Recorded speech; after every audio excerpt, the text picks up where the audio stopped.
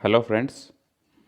धैर्य क्लासेज मालपुरा के YouTube channel geography with Govardhan Sharma में आपका स्वागत है। आज हम कोरोना वायरस और भौगोलिक जो तथ्य हैं हमारे corona virus and geographical facts उनके ऊपर जो है हम अध्ययन करेंगे कि किस प्रकार भौगोलिक दृश्यों के आधार पर या भौगोलिक जो तथ्य हैं, भूगोल के जो फैक्ट हैं, वो कोरोना वायरस से किस प्रकार से अंतर संबंधित हैं। तो फ्रेंड्स, आज हम कोरोना वायरस और ज्योग्राफी के संबंध के बीच में अध्ययन करेंगे कि किस प्रकार कोरोना वायरस जो है वो भौगोलिक तथ्यों के आधार पर प्रभावित है। इसके अंदर हम सबसे पहले देखें तो सबसे पहले जो है माइग्रेशन, प्रवास की बात करेंगे। प्रवास का मतलब होता है एक स्थान से दूसरे स्थान पर जाना अथवा आना।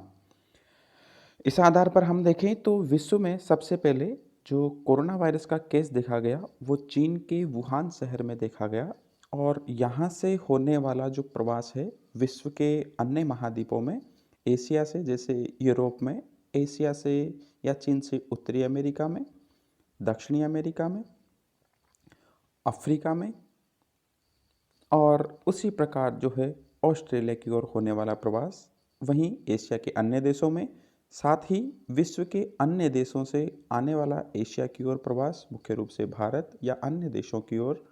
तो उससे जो है ये प्रवास जो है व्यक्तियों के अंदर इस कोरोना वायरस के संक्रमण को फैलाया है। ठीक है, क्योंकि एक स्थान से दूसरे स्थान पर आने वाले जो व्यक्ति हैं जो कोरोना पॉजिटिव थे और उनके माध्यम से ये जो वायरस है ये एक स्थान से दूसरे स्थान पर आता है। ठीक है, तो इसी प्रकार एशिया से अन्य देशों में या विश्व के अन्य महाद्वीपों में और विश्व के अन्य महाद्वीपों से एशिया की ओर आना, इस प्रवास के कारण जो है एक संकल्पना हमारी पूरी होती है। दूसरी संकल्पना जो है वो है लेटीट्यूड या अक्षांश।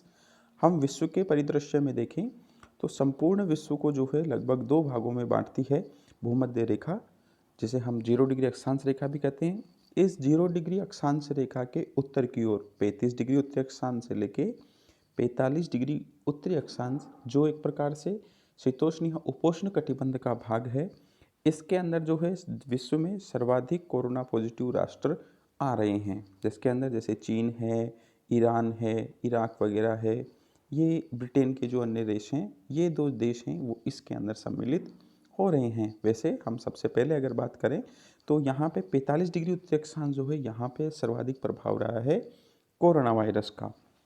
ये जो कोरोना वायरस है ये इस अक्षांश के नज़दीक वाले क्षेत्रों में सर्वाधिक रूप से फैला है।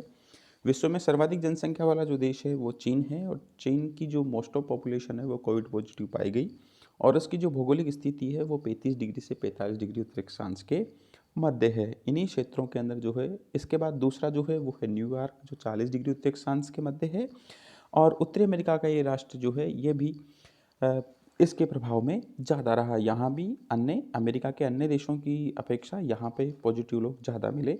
इटली, जिसकी भौगोलिक स्थिति है 38 डिग्री उत्तरी अक्षांश से 45 डिग्री अक्षांश के मध्य, वैसे ही स्पेन जिसकी भौगोलिक स्थिति 36 डिग्री उत्तरी अक्षांश से 42 डिग्री उत्तरी अक्षांश के मध्य, तो यहाँ भी जो है कोरोना पॉजिटिव ज़्यादा आए हैं और विश्व में सबसे ज़्यादा कोरोना पॉजिटिव जहाँ आए हैं वो है ईरान, जो नॉर्थ साइड में है 35 डिग्री उत्तरी अक्षांश के और इसके पास में है। तो यहाँ जो है विश्व में सबसे ज़्यादा कोरोना पॉजिटिव राष्ट्र देखे गए हैं। तो इसी प्रकार 35 डिग्री से लेके 45 डिग्री उत्तरी अक्षांश के मध्य वाले जो क्षेत्र हैं यहाँ इसका प्रभाव ज़्यादा रहा है। अगर हम बात करते हैं विश्व के अन्य देशों की, तो उसमें एक हमारा देश भी है भारत। और अगर हम भारत को देखें तो भारत जो है वो 8 डिग्री से लेकर 37 डिग्री उत्तरी अक्षांश के मध्य लगभग फैला हुआ है और विभिन्न विविधताओं को लिए हुए है। भौगोलिक, सांस्कृतिक भी है, जलवायु विविधताएं भी है, लेकिन इसके प्रभाव होने के बाद भी विश्व के अन्य राष्ट्रों से हमारे यहाँ पर इसका प्रभाव कम रहा है, क्योंकि 35 डिग्री से 45 डिग्री के मध्य न होकर हम 8 डिग्री से 37 डिग्री के मध्य हैं। इसके बाद जो है नेक्स्ट जो भौगोलिक संकल्पना है वो है जलवायु। जलवायु का निर्धारण हम कटिबंधों के आधार पर करते हैं। तो इसी प्रकार अगर हम जलवायु के आधार पर देखें तो ठंडी जलवायु के अंदर कोरोना का ज़्यादा प्रकोप होता है, जबकि गर्म जलवायु के अंदर इसका प्रभाव कम होता है लेकिन समाप्त नहीं होता है, क्योंकि ठंडी जो जलवायु होती है उसमें नमी होती है और इस वायरस को जिंदा रखने के लिए वो नमी उपयुक्त दशा है। जबकि गर्म जलवायु के अंदर वातावरण के अंदर आर्द्रता जो है उसकी मात्रा कम होती है, तो यहाँ ये वायरस जो है कम समय के लिए जीवित रह पाता है, जीवित तो रहता है लेकिन कम समय के लिए होता है। ऐसा नहीं है कि गर्म क्षेत्र के अंदर आते आते जो है कोविड ख़त्म हो जाएगा, तो ऐसा बिल्कुल भी नहीं है, क्योंकि हम देखते हुए आ रहे हैं। दूसरी जो विचारधारा है निश्चयवाद, नवनिश्चयवाद, संभववाद जो हम पढ़ते हैं, तो उसमें निश्चयवाद जो है वो प्रकृति मानव से अधिक शक्तिशाली है। मतलब मानव जो है वो प्रकृति के अधीन है, प्रकृति के अनुरूप मानव को ढलना होता है। ऐसा नहीं है कि मानव जो है प्रकृति में संपूर्ण चेंज कर ले। तो निश्चयवादी जो विचारधारा है उसके आधार पर हम देख सकते हैं कि प्रकृति मानव से अधिक शक्तिशाली है। इसके बाद जहाँ हम सोशल डिस्टेंसिंग वर्ड का यूज़ करते हैं, वहाँ हमें ज्योग्राफिकल डिस्टेंसिंग, भौगोलिक दूरी की बात करनी चाहिए, क्योंकि जो 2 गज का दायरा है, 6 फीट का जो दायरा है, वो इसी के आधार पर है। सामाजिक दूरी की बजाय जो है भौगोलिक दूरी कोरोना से बचाव में ज़्यादा वास्तविक लगता है। ठीक है, क्योंकि सामाजिक दूरी जो है एक प्रकार से समाज में लोगों के मनों की दूरी को बढ़ा देता है, जबकि भौगोलिक दूरी जो है वो उनके शरीर की दूरी जो है, जिसको हम 2 गज के रूप में या 6 फीट जो न्यूनतम मान रहे हैं उसके आधार पर है। नेक्स्ट जो है वो है तप्त स्थल, जिसे हम हॉटस्पॉट के नाम से जानते हैं, और जिन क्षेत्रों के अंदर कोरोना पॉजिटिव ज़्यादा आ रहे हैं उसे हम हॉटस्पॉट्स कहते हैं।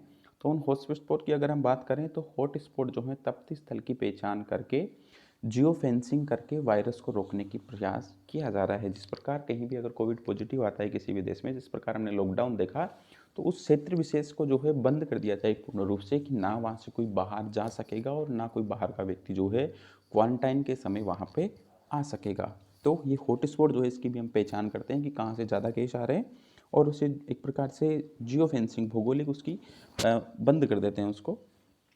फिर एक शब्द है भौगोलिक सूचना तंत्र, जीआईएस। जिस प्रकार से भारत ने एक ऐप लॉन्च किया और उस ऐप के माध्यम से हमें पता चलता था कि आरोग्य सेतु जो ऐप था कि कितनी दूरी पर क्या है और कितना नहीं है।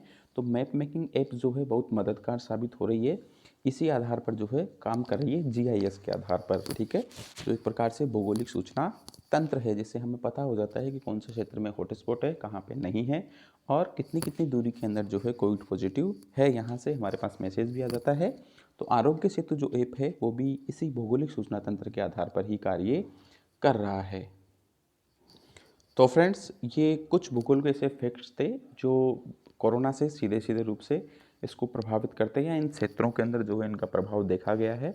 तो इन बिंदुओं के आधार पर जो है हम कोरोना वायरस और भौगोलिक तथ्य जो है इनको आपस में जोड़ के पढ़ सकते हैं। ज्वलंत मुद्दा है, इसलिए हमें इसकी जानकारी होना आवश्यक है। वीडियो देखने के लिए आपका धन्यवाद। धैर्य क्लासेज मालपुरा।